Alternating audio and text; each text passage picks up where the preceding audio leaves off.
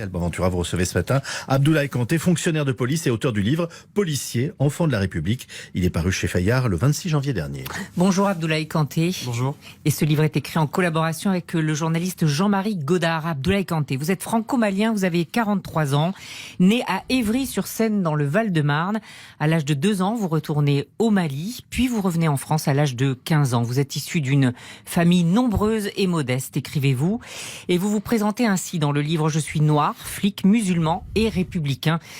Est-ce que ça vous donne le droit de dire que le racisme, c'est vous qui en parlez le mieux dans la police ? Je peux pas dire que j'en parle le mieux, mais je pense que quand on dit qu'on est flic noir et policier et aussi musulman, on va dire, on essaie de me poser dans des cases, etc. Et moi, justement, je veux pas. C'est qu'on peut être on va dire, être flic, noir, musulman, et être aussi un fervent défenseur des valeurs de la République. Mais le racisme, vous l'avez subi ? Je l'ai subi dans les deux sens.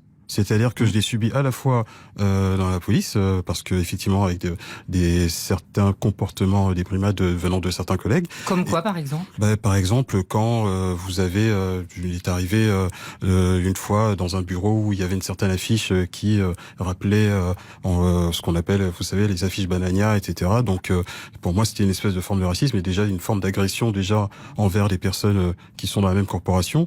Mais je pense aussi que comment j'ai combattu, c'est que je l'ai dénoncé. Et quand vous le dénoncez et que vous ne le laissez pas comme ça montre qu'il faut le combattre. Et évidemment, cette affiche a été enlevée très rapidement et la personne en question a été sanctionnée. Dans l'autre sens, le fait d'être noir et aussi d'être policier, des personnes qui sont entre parenthèses de la même origine que vous et de la même couleur, estiment que vous n'avez pas la légitimité d'être policier. C'est-à-dire que vous êtes considéré comme une espèce de traître à la cause. Nègre de maison, bounty, vendu, etc.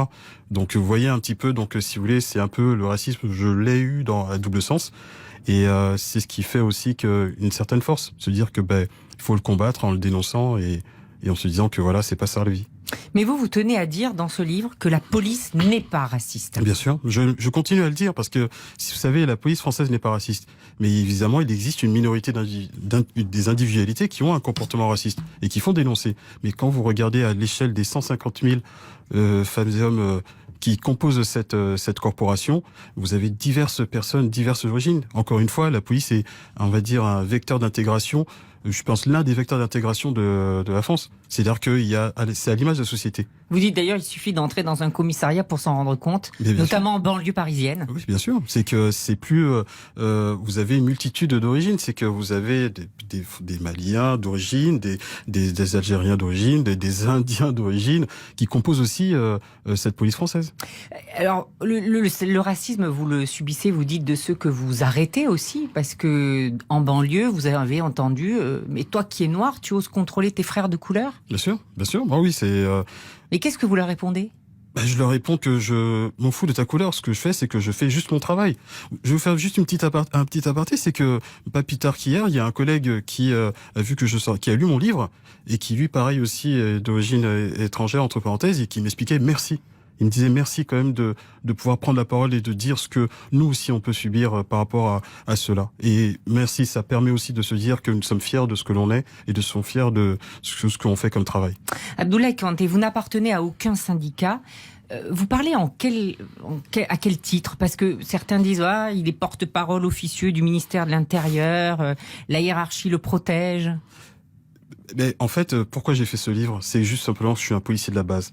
Policier de la base, c'est-à-dire qu'il explique ce qu'il vit, le quotidien d'un policier, en sortant de tout discours politique, syndicaliste, etc. Les syndicats font leur travail, il est nécessaire.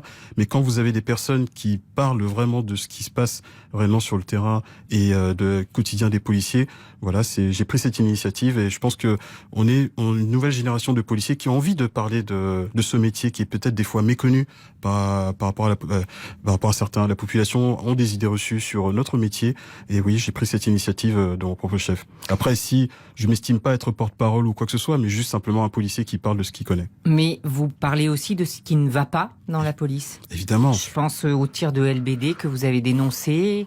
Vous évoquez dans votre livre la mort de Cédric Chouviat, ce livreur, victime probablement d'une clé d'étranglement. Toute intervention de police est toujours difficile parce que, encore une fois, quand vous essayez d'interpeller un individu qui ne veut pas se laisser faire, c'est toujours la complexité de nos interventions et on essaie de faire ce que l'on peut. Et après, bon voilà, l'instruction est toujours en cours et voilà, de ce côté-là, c'est toujours dramatique.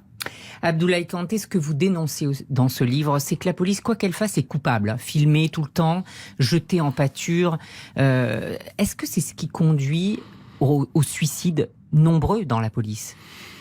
Vous savez, le suicide, c'est multifactoriel. C'est multifactoriel parce que, comme nous, notre essence, en fait, c'est d'être utile aux autres. Et quand vous avez la sensation de n'être plus être utile aux autres, c'est-à-dire que on vous voit un peu comme cette personne qui ne sert plus à grand chose, donc du coup vous vous sentez, vous savez plus rien faire, et après quand vous rentrez chez vous, il suffit juste que vous avez pas cette écoute, cette épaule pour pouvoir essayer de vider ce que vous vivez, parce que encore une fois, la police c'est quoi ? Ce sont des individus qui font face à la violence, qui font face à des images que même le citoyen lambda ne pourrait pas voir. Et il faut savoir justement évacuer. Mais quand vous n'avez pas ces possibilités-là, toutes ces choses favorisent aussi au passage à l'acte. Et il y a l'instrumentalisation par les politiques, vous le disiez, relayée par Twitter, par des militants d'extrême gauche, mélenchonistes. Alors vous avez peut-être vu comme nous cette vidéo d'un débat entre Jean-Luc Mélenchon et un policier de la BAC. Le candidat Mélenchon veut d'ailleurs retirer la BAC qu'il juge trop violente. Oui. Vous obéirez, dit-il à ce policier. Qu'est-ce que vous en avez pensé ? Mais ce que j'en ai pensé déjà, c'est tout mon soutien à ce collègue qui a défendu carrément notre métier face à un individu qui est censé concourir à la magistrature suprême, et que quand vous ayez ce comportement comme ça envers des personnes qui vous protègent, il faut le dire, c'est que ce monsieur quand même a craché au visage de 150 000 femmes et hommes qui n'auront aucun état d'âme d'assurer sa sécurité s'il avait un souci. Donc quand il dit qu'il faut dissoudre la BAC, mais j'ai envie de lui dire qu'il aille dire ça aux familles des victimes du Bataclan, parce que les primo-intervenants ce jour-là, c'était des individus de la BAC. Est-ce qu'il peut dire ça aussi à cette mamie qui s'est fait arracher son sac et que pas plus tard que juste après, ce sont des effectifs de la BAC qui ont interpellé l'individu en flagrant délit? Soyons sérieux. Donc je pense que quand vous montrez que vous n'aimez pas la police, mais vous pouvez pas concourir à la magistrature suprême en ayant un comportement comme ça. Il vante, Jean-Luc Mélenchon, la police de proximité, c'est une illusion ?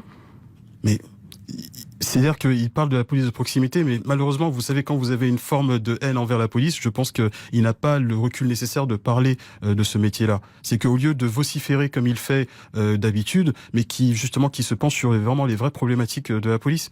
Donc malheureusement, c'est pas très audible en fait. Quand déjà vous avez montré une certaine défiance, et encore, c'est pas la première fois, donc vous n'êtes pas très audible.